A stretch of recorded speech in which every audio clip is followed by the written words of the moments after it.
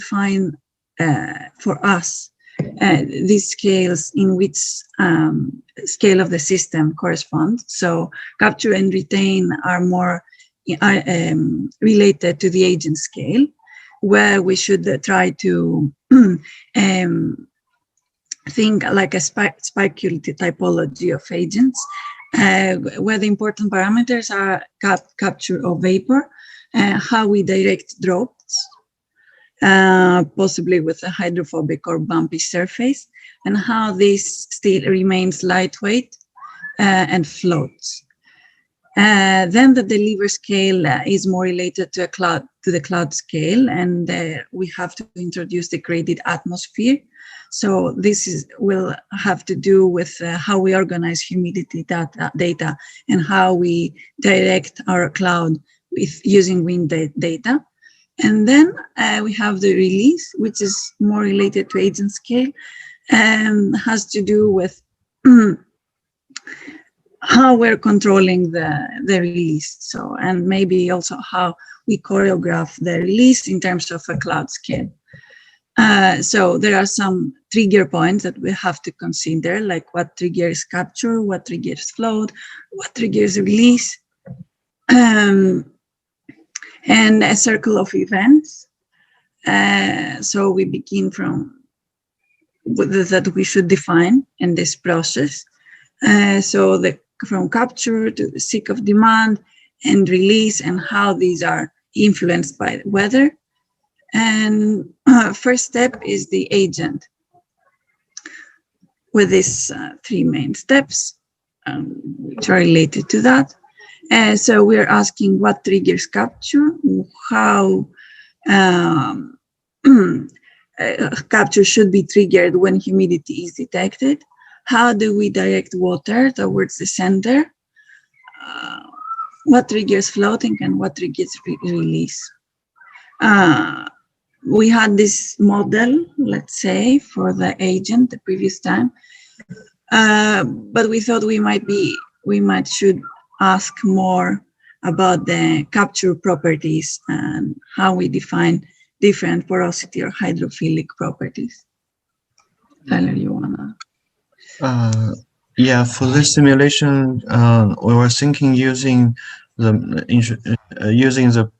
after the particle simulation to produce the shape of the to get the results of the formation process, and use that into mesh system, and use the mesh reproduce the let's say the building envelope, because in the end we need to involve this with architecture, and with the net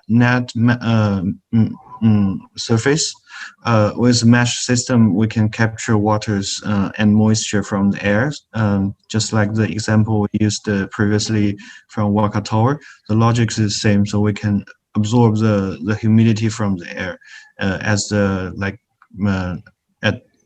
in some points. So it's just one attempt with the simulations. Yeah.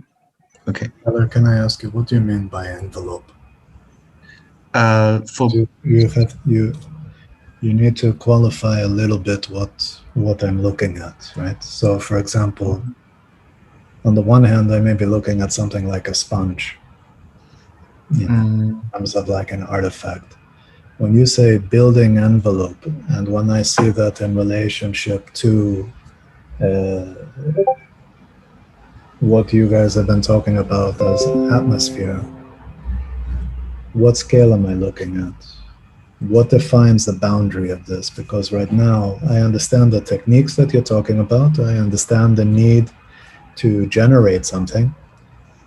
What it's important to kind of do is to also kind of give me a clue, because when you say building envelope, I have to be honest, it doesn't mean very much to me, because what I'm looking at, if it's a building, in a traditional sense, is very holistic.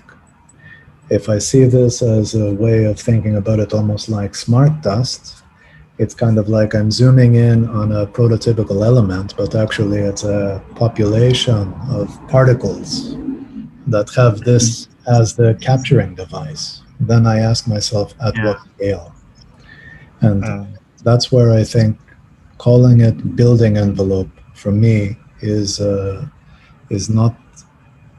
I don't want to say it's not appropriate, but it doesn't give me information because I have a direct relationship to my definition of what building is.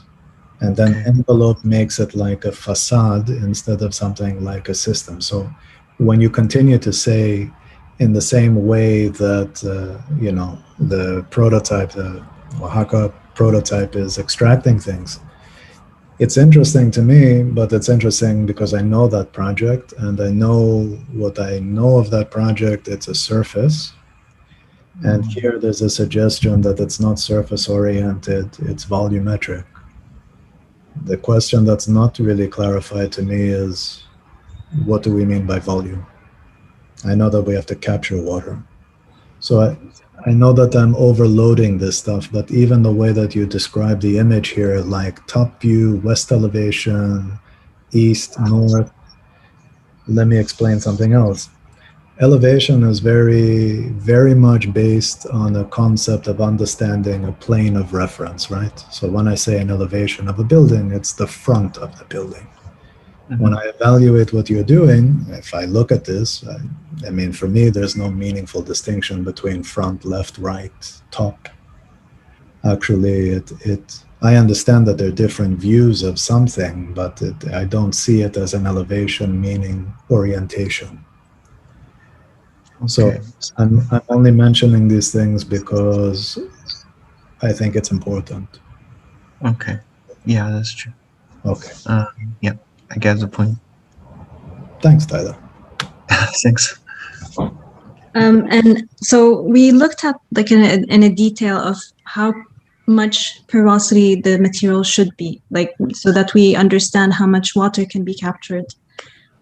We did like a basic simulation of like what if these small particles of water goes in this porous material, how much would it be retained, and like what if there is it triggers an inner material that absorbs this water into this porous material. Ask you a question. When you say material, what do you mean? So far, we're looking. This is where your previous presentation, super clear, very speculative, opening imagination. Now, these simulations, I have to be honest with you, if I take it literally for what you're saying, you're basically just telling me like how porous is the material, so like literally how much moisture and how deep the moisture goes. It doesn't tell me stuff like, for example, we were talking about hydrogel, and actually how it does that is like as it's in contact with it, it's absorbing it, it's changing scale, for example.